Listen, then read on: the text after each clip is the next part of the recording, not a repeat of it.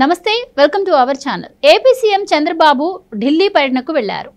నాటి చంద్రబాబు ఢిల్లీ పర్యటనకు, నేటి చంద్రబాబు ఢిల్లీ పర్యటనకు ఎంత వ్యత్యాసం ఉందో క్లియర్గా అర్థమవుతున్న పరిస్థితి. ఇంకా మరోపక్క చూసుకుంటే గతంలో సీఎంగా ఉన్నటువంటి జగన్మోహన్ రెడ్డి గారు కూడా ఢిల్లీ వెళ్లారు.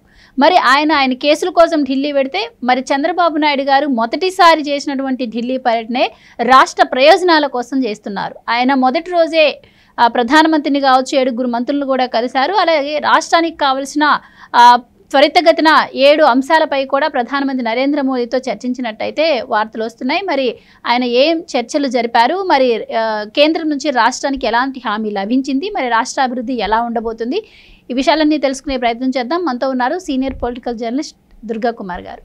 నమస్కారం. నమస్కారం మా గోవర్ధన, మన వీక్షకులు కూడా నమస్కారం. సార్, గతంలో జగన్మోహన్ రెడ్డి సీఎంగా ఉన్నప్పుడు చూసాం మనం. ఆయన ఢిల్లీ వెళ్ళిన ప్రతిసారి ఏదో ఒక వార్త తీసుకొస్తారు, ప్రెస్ మీట్ పెడతారు, రాష్ట్రం కోసం ఏదో చెప్తారు అని వెయిట్ చేస్తే ఎప్పుడు కూడా ఆయన ఏది మాట్లాడింది లేదు. ఎందుకంటే ఆయన కేసుల కోసం వెళ్ళారు, దాని గురించి మాట్లాడుకొని వచ్చారని చెప్పి అదంతా గ్రహించే ఇప్పుడు చంద్రబాబు నాయుడు గారిని ప్రజలు గెలిపించడం అయితే జరిగింది.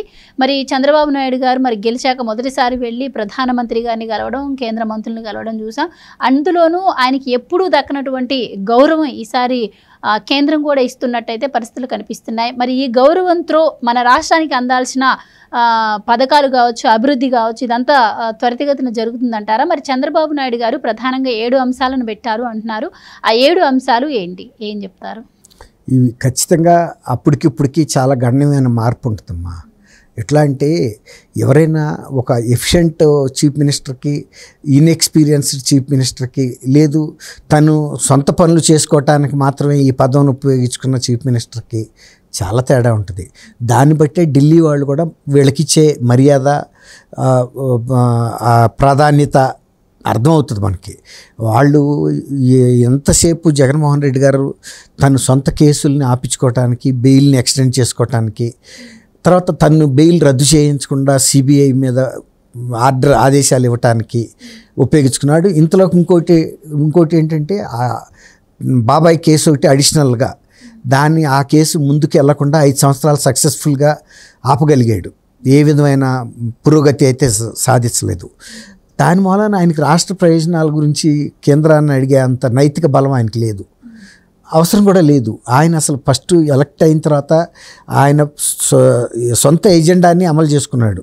ఒకటేంటంటే, ప్రజలనే ఆయన శత్రువులుగా టార్గెట్ చేశాడు. ఎవరైతే ఆయనకి 151 సీట్లు గెలిపించి ముఖ్యమంత్రి పదవి మీద కూర్చోబెట్టారో వాళ్ళకి ఎన్నో హామీలు ఇచ్చాడు. ఈ హామీలు నెరవేర్చడం తన వల్ల కాదు.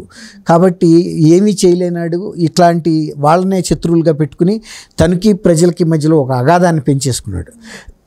ఓ రకంగా అదొక ఇన్ఫీరియారిటీ కాంప్లెక్స్. ఎట్లాగూ మనం వీళ్ళకి ఏం మేలు చేయలేము కాబట్టి వాళ్ళ దగ్గరికి వచ్చిన దగ్గర నుంచి అడుగుతూ ఉంటారు. నేను వాళ్ళకి దూరంగా తిరుగుతాను.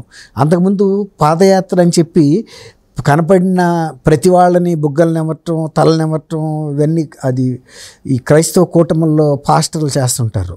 వీళ్ళ బావగారు కూడా ఆయన పాస్టర్గా ఉన్నాడు కాబట్టి వీళ్ళు క్రైస్తవ మతం, వీళ్ళు కూటముల్లో పార్టిసిపేట్ చేస్తారు కాబట్టి అవన్నీ ఆ మేనరిజమ్స్ పట్టుకొచ్చి ముద్దులు పెట్టడం, అట్లా ఈవెన్ లిప్ లాక్ల స్టేజ్కి కూడా వెళ్ళాడు ఆయన. అట్లాంటి ముద్దులు పెట్టాడు. నేను జనంలో ఉండే మనిషిని అనే ఒక ఫీల్ తీసుకురావడానికి సక్సెస్ అయ్యాడు. అక్కడ వరకు సక్సెస్ అయ్యాడు. కానీ ఒక్కసారి అధికారంలోకి వచ్చిన తర్వాత ఇక తానిచ్చిన హామీలని తను నెరవేర్చలేననే దశలో ఆయన ఇక ప్రజలకి దూరంగా ఉంటూ ప్రజల్ని అసలు ఆ ప్యాలెస్ ఏపుకి వాళ్ళని రానివ్వలేదు.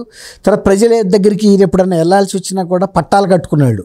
అసలు ఎవరు కూడా దగ్గరికి రాకుండా రోప్ పార్టీలు పెట్టుకోవటం, చెట్లు నరికించడం, ఈ విధంగా అసలు ఎక్కువ సార్లు హెలికాప్టర్లు వెళ్ళటానికి ప్రయత్నించాడు. ఆయన చిన్న దగ్గర ప్రదేశాలకు కూడా హెలికాప్టర్ వాడాడు. ఆ రకంగా ప్రజలకి దూరంగా బతికాడు. తర్వాత ప్రజలకు కూడా ఈయన అర్థమైపోయాడు నేచర్. ఇక ఇతని దగ్గరికి వెళ్ళి కూడా లాభం లేదు. ఇప్పుడు పాలివని గేదెని ఎవడన్నా ఎట్లా పోషిస్తాడు? బయట తోలేస్తాడు. అట్లాగే ఈయన్ని ఎవడ కూడా కలవటానికి కూడా ప్రయత్నించలా. దాంతో ఈయన 5 ఏళ్ళు రానివ్వండి, చూద్దాం, 5 ఏళ్ల తర్వాత ఇతను గుణపాఠం చెప్పాలి తప్ప అప్పుడు రాక మనం చేసిన తప్పుకు మనం మూల్యం చెల్లించుకోవాల్సిందే. ఇప్పుడు తాటి చెట్ల పన్ను తాగినాడే కడతాడని ఇది ఒక సామెత. అట్లాగే మనం కదా ఇతను ఎన్నుకుంది, అతను చేసే నికృష్ట పనులు లేకపోతే అరాచకాలు మనం కాబట్టి ఎవడ తట్టుకుంటాడు అనే దీంతో వాళ్ళు భరిస్తూ వచ్చారు. తను కూడా సొంత పనులు చేసుకున్నాడు. ఆఖరికి ఇసుక లాంటి దాని మీద కూడా ప్రజలకి ఇవాళ తెలుగుదేశం ఫ్రీగా ఇస్తున్న ఇసుకని అతను ఒక కార్పొరేట్ సంస్థకు అప్పచెప్పి ఆ వచ్చే ఆదాయాన్ని చక్కగా తన సొంతానికి మళ్ళించుకున్నాడు. ఆ రకంగా రాష్ట్రంలో ఆర్థిక వ్యవస్థ మొత్తం స్తంభించిపోయింది. నిర్మాణ పనులన్నీ నిలిచిపోయినాయి. నిర్మాణ రంగాన్ని నమ్ముకున్న కార్మికులు అనేక రకాల వృత్తులు అందులో అవన్నీ కూడా పాపం వాళ్ళు ఇప్పుడు ఇవాళ ఆంధ్రప్రదేశ్ నుంచి ఇంతమంది వలస వెళ్ళిపోవడానికి కారణం ఇసుక విధానం ఒకటి. ఆయన ఆ రకంగా ప్రతిదీ లిక్కరు ఎంతమంది వేల మంది లిక్కర్ తాగి చచ్చిపోయారు, బాధితులయ్యారు, రకరకాల జబ్బులకి గురయ్యి. ఈ విధంగా తను ప్రజల క్షేమం కన్నా తను సొంత క్షేమం చూసుకున్నాడు తప్ప దాంతో కేంద్ర ప్రభుత్వం కూడా ఒకటే అనుకుంది, అతను మననేమి అడగడు, ఏ పోలవరం గురించి అడగడు, అమరావతికి నిధులు ఇస్తామంటే మాకు అసలు అమరావతికి నిధులు అక్కర్లేదు, మేము నిర్మాణం ఆపేసామని చెప్పాడు. ఆయన రాశాడు అమరావతికి నిధులు వద్దని రాశాడు. ఇప్పుడు చంద్రబాబు నాయుడు గారు మళ్ళీ ఇవాళ 5 ఏళ్ళ తర్వాత వెళ్ళి అమరావతిని మళ్ళీ మేము పునర్నిర్మాణం చేసుకుంటాము, మాకు నిధులు అని పోరాడుతున్నాడు. ఆ ప్రాజెక్ట్ రిపోర్టులన్నీ పట్టుకెళ్ళాడు. ఇవాళ దీని మూలాన ఎంత ఖర్చు పెరిగిందని, అట్లాగే పోలవరంకి ఇవ్వండి ప్రయారిటీలో మేము చేస్తామని, ఇట్లా ప్రజలకు సంబంధించిన అంశాల మీద ఇప్పుడు కథలకు వచ్చింది. ఎప్పుడైతే ప్రజల కోసం వెళ్ళి చీఫ్ మినిస్టర్ని రిసీవ్ చేసుకునేది వేరే ఉంటుంది. సొంత పనుల మీద వెళ్ళి అది నీచ పనులు, ఏమన్నా మంచి లీగల్గా చట్టబద్ధమైన పనులు అయితే వేరు, చట్ట వ్యతిరేకమైన కోరికలు చేయించుకునే చీఫ్ మినిస్టర్కి. అందుకే ఆయన ఎప్పుడు ప్రధానమంత్రి సీటు ముందు ఎప్పుడు సోఫాలో ఫుల్గా కూర్చునేవాడు కాదు, అంచు మీద కూర్చునేవాడు. మోడీ గారి దగ్గర కానీ హోమ్ మినిస్టర్ అమిత్ షా గారి దగ్గర కూడా ఇలా అంచు మీద ఇలా కూర్చుంటాడు. ఇంతే, ఒక గురువుగారు ముందు స్టూడెంట్స్ ఎట్లా కూర్చుంటాడో ఇట్లా వంగి కూర్చుంటాడు. అదే వాళ్ళ నాన్నగారు రాజశేఖర రెడ్డి గారు కానీ ఏ చీఫ్ మినిస్టర్ అయినా, ఏ రాష్ట్ర చీఫ్ మినిస్టర్ అయినా కూడా చాలా ముందాగా సమస్థాయిలో ఉంటారు. వెళ్ళినప్పుడల్లా ఆయనకి మోడీ గారికి దండం పెట్టబోతాడు, ఆయన ఆపుతూ ఉంటాడు. ఇప్పుడు ఒక పక్కనేమో నేను మోడీ గారు మెడ ఉంచుతానంటాడు, మళ్ళీ వెళ్ళి కాళ్ళు పట్టుకునే పరిస్థితికి వస్తాడు. అసలు కాళ్ళు పట్టుకోవాల్సిన అవసరం లేదు చీఫ్ మినిస్టర్కి. ఆయన కూడా ఒక రాష్ట్ర చీఫ్ మినిస్టర్గా చేసే ప్రైమ్ మినిస్టర్ అయ్యాడు.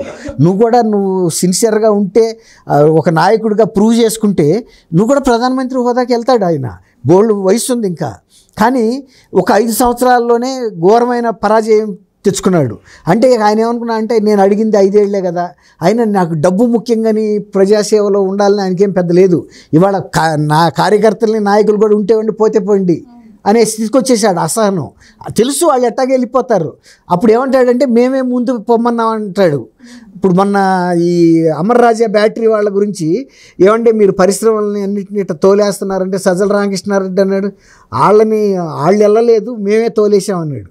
వాళ్ళు వెళ్ళిపోయారండి ఇట్లా పరిశ్రమల వాళ్ళు అంటే, అవును వాళ్ళు వెళ్ళలేదు మేమే బయటికి తోలేసామని చెప్పాడు, ఆన్ రికార్డ్ చెప్పాడు.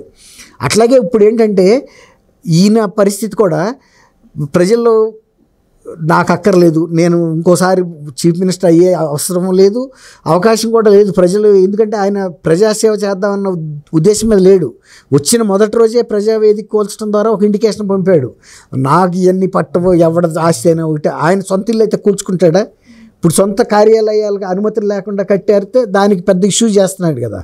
అసలు అంత కార్యాలయాలు కడుతున్నట్టు ఎవరికన్నా తెలుసా? అదే రకంగా ప్యాలెస్ సొంతానికి కట్టుకున్నాడు కదా పైన రిషికొండ మీద. దాన్ని ఇంతవరకు బయటికి అసలు మొన్న ఈయన గంటా శ్రీనివాసరావు గారు వెళ్ళారాక బయట ప్రపంచానికి తెలియదు. ఏంటంటే మా కార్యకర్తల మీద దాడి, మా కార్యాలయాల మీద దాడి అని చెప్పి ఆయన కొత్తగా జగన్మోహన్ రెడ్డి గారు స్టేట్మెంట్స్ ఇస్తూ వస్తున్నారు. కానీ ఇవేమీ కూడా చంద్రబాబు పట్టించుకున్నట్టు కనిపించట్లేదు. ఎందుకు అంటే ముఖ్యంగా ఆయన పోలవరం, అమరావతి, పారిశ్రామిక అభివృద్ధి వీటిపైన ఎక్కువ దృష్టి పెట్టినట్టు, వీటి మీదే ఫోకస్ చేస్తున్నట్టు కనిపిస్తోంది. అందులో భాగంగానే ఇప్పుడు ఢిల్లీ వెళ్ళినా కూడా ఆయన అదే చేస్తున్నారు. కానీ ఇక్కడ మరి రాష్ట్రంలో అధికారంలోకి రాగానే విపక్షంపై దాడులు కక్షపూరితంగా చేస్తుందని ప్రచారం చేస్తూ వస్తుంది. సో మీరు ఏం చెప్తారు?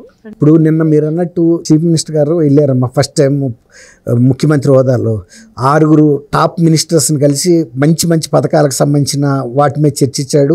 వాళ్ళు వెంటనే స్పాంటేనియస్ రియాక్షన్ కూడా కొన్ని వచ్చినాయి. ఇప్పుడు నిడమానూరు నుంచి గన్నవరం ఎయిర్పోర్ట్ వరకు కూడా ఎక్స్టెన్షన్ ఆఫ్ ఫ్లైఓవర్స్ ఇలాంటివన్నీను. తర్వాత ఇప్పుడు 60,000 కోట్లతో HPCL బీపీసీఎల్ వాళ్ళు కూడా ఒక రిఫైనరీ పెట్టడానికి కూడా ఆంధ్రప్రదేశ్ని ఎంచుకుంటున్నట్టు ఫైనలైజ్ అవుతున్నట్టుగా వార్తలు వస్తున్నాయి. అట్లాగే ఆయన గతంలో కూడా ఎప్పుడు కూడా ప్రిపేర్డ్గా వెళ్ళేవాళ్ళు, ఏదో చేతులు ఊపుకుంటా మెలికలు తిరుగుతాయి వెళ్ళి వాళ్ళ ముందు సాగిలా పడేది కాదు. ఆయన వెళ్ళాడు అంటే దానికి సంబంధించిన కార్యదర్శులు ఎమ్మడబెట్టుకు వెళ్ళేవాడు, వాటికి సంబంధించిన ఫైల్స్ లేటెస్ట్ సిచ్యువేషన్ వాళ్ళ ముందు అప్రైజ్ చేసి వాటి నిన్న కూడా ఆరు చేశాడు. వాళ్ళ 4-5 మినిస్టర్లు వాళ్ళు కూడా కలిసే కార్యక్రమం పెట్టుకున్నారు. ఇప్పుడు వాళ్ళు కూడా ఇలాంటి వాళ్ళకి టైం ఇస్తారు, అంతేగాని ఏదో స్పష్టత లేకుండా వచ్చామా, బొకే ఇచ్చామా, వెంకటేశ్వర స్వామి బొమ్మ ఆయన చేతిలో పెట్టామా, శాలువా కప్పామా, కాళ్ళు పట్టుకున్నామా, వచ్చామా, మళ్ళీ తర్వాత అసలు ఎందుకు ఢిల్లీ వచ్చారో, అసలు ఎవరిని కలిశారో, ఏ విషయం మీద మాట్లాడారో అలాగే కేంద్రం కూడా ఆయన ఆహ్వానించిన విధానం కూడా చాలా గౌరవంగా ఉండింది. ఎందుకంటే 16వ ఆర్థిక సంఘం చైర్మన్ ఎవరైతే ఉన్నారో అరవింద్ పనగడియ, ఆయన కూడా మరి చంద్రబాబు గారిని అంటే ఇలా మాకు కావాల్సింది అడిగి రాష్ట్ర అభివృద్ధి కోసం రావడం కూడా ఆయనకు చాలా గౌరవంగా అనిపించిందని చెప్పి ఈయన పొగడ్డం కావచ్చు, ఇవన్నీ కూడా ఈయన్ని స్వీకరించిన విధానం కూడా చాలా బాగుంది అంటున్నారు. మీరేం అంటే దాదాపు ఈ అధికారులే గతంలో కూడా ఉన్నారు కదమ్మా. మరి 5 ఏళ్ల పాటు అంతకుముందు వెళ్ళిన చీఫ్ మినిస్టర్ వెళ్ళినా కూడా వాళ్ళని వెళ్ళటం కానీ కలవటం కానీ ఏదన్నా ఒక ప్రత్యేకమైన అంశం మీద వాళ్ళని ఒక వినతి పత్రం ఇవ్వటం కానీ జరగలేదు. కేవలం ఆయన చెప్పా కదా, మెలికలు తిరుగుతా వెళ్ళి వాళ్ళిద్దరిని కలిసేసి ఏమంటే మరి ఆ కేసులు అంటే అది మేము చూసుకుంటాం అంటాం, గోడ కొట్టిన బంతిలాగా వెనక్కి వచ్చేయటం, విలేకరులు ఏదైనా అడిగినా చెప్పకుండా వెళ్ళిపోయి ఏపీ భవన్కి వెళ్ళిపోవటం, ఆయన రూమ్లో ఆయన ఉండటం, ఇక్కడ తిరిగి రావటం. అక్కడ కానీ ఇక్కడ కానీ విలేకరులతో అసలు ఆయన ప్రజలతో మమేకం అంటే చెప్పాలి కదా ఏం జరిగిందో రాష్ట్రంలో ఎందుకు వెళ్ళాడని, అటువంటిది ఏమి లేదు. ఈయన ఎప్పుడైతే మంచి నిర్మాణాత్మకమైన కార్యక్రమాలతో ప్రతిపాదనలతో వచ్చాడో సహజంగా వాళ్ళకు కూడా సంతోషం అనిపిస్తుంది. వచ్చే పిచ్చి పిచ్చి అడగలేదు, చట్టం వ్యతిరేకమైనవి, నా బెయిల్ ఏమండి మరి ఈ 5 ఏళ్ల నుంచి ఉంది, ఇంకో ఏడాది పొడిగించండి, ఈ 4 ఏళ్ల నుంచి ఉంది, అది చేయండి, మా వివేకానంద బాబాయ్ కేసు బయటికి రానివ్వకండి, ఇలాంటివి అడిగితే ఎవరికైనా తక్కువ అభిప్రాయం వస్తుంది. మంచి అడిగారనుకోండి గౌరవం పెరుగుతుంది. అదే జరిగింది చంద్రబాబు నాయుడు గారి విషయంలో కూడా. ఆ స్పష్టత వాళ్ళకి తెలిసిపోయింది, ఇద్దరికి మధ్యలో ఉన్న తేడా. అది ఎప్పుడైనా అంతేనమ్మా, హుందాగా ఉండి మంచి విషయాలు అడిగే వాళ్ళని ఎవరైనా గౌరవిస్తారు. ఇప్పుడు చెడు బూతులు తిట్టినారు వాళ్ళు వైఎస్ఆర్సీపీ వాళ్ళు, ఆ బూతులు తిట్టడం వల్ల వాళ్ళకి ఏమైనా మేలు జరిగింది? ఇవాళ వాళ్ళ ఎమ్మెల్యేలు మాజీ మంత్రులే చెబుతున్నారు, మా వాళ్ళకి నోరు కుదరక బూతులు తిట్టి మేము ఓడిపోయాము, పిచ్చి సారా సప్లై చేసి ఓడిపోయాము, ఇసుక డబ్బులకి అమ్ముకుని బయట వాళ్ళకి ఓడిపోయాము, వాళ్ళ లొసుకులన్నీ వాళ్ళే ఇప్పుడు చెబుతున్నారు. మరి అది ముందే కనుక వాళ్ళు అంతర్గత సమావేశాల్లో చర్చించుకుని నివారించుకుంటే ఈ గతి పట్టేది కాదు కదా. అట్లా అనమాట. థ్యాంక్ యూ అమ్మ గోవర్ధన, మన వీక్షకులు కూడా నమస్కారం.